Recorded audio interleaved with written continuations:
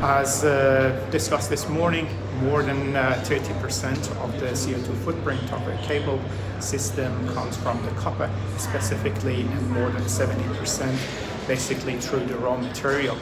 Both copper and aluminium come for about 50% of the carbon footprint of the cable. Meaning, we as OEMs or as manufacturers, we need to work together with our partners and with our suppliers in the mines, in the smelters, to be able to decarbonize the whole value chain, getting the whole CO2 footprint of the whole basically energy transition going.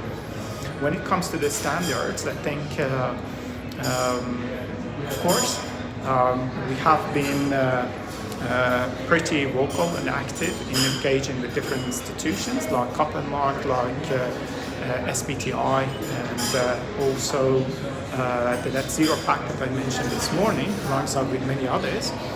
But specifically focusing on the copper, I think we need more transparency when it comes to calculating the emissions, passing the emissions through the value chain.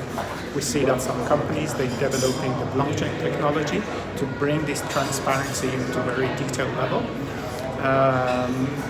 But we need to see that on a broader perspective and a broader scale for the entire copper industry.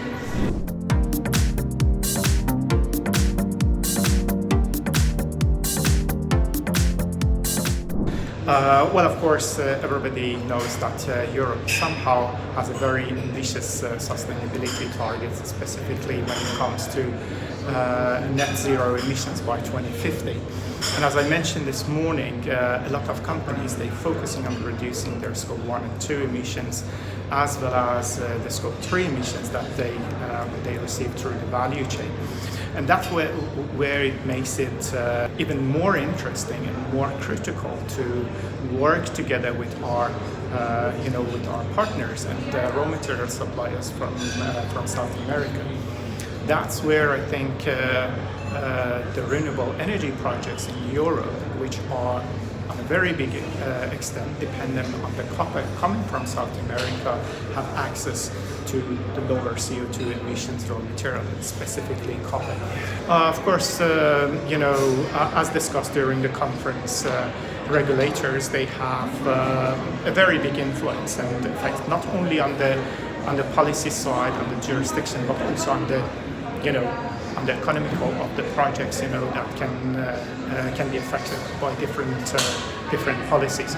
But of course, we believe that everything is done for the best of the society, and at least in the sustainability side, we see more firm targets and also firm requirements help companies really to innovate and basically to be more proactive in decarbonizing their portfolio and the assets and also their products.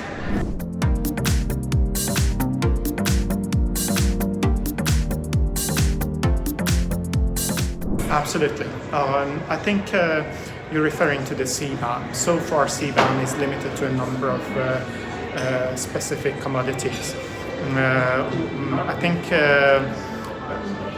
in our business, I think aluminium is the very first one that we are concerned about. I think still Europe is experiencing how this new regulation would be in practice.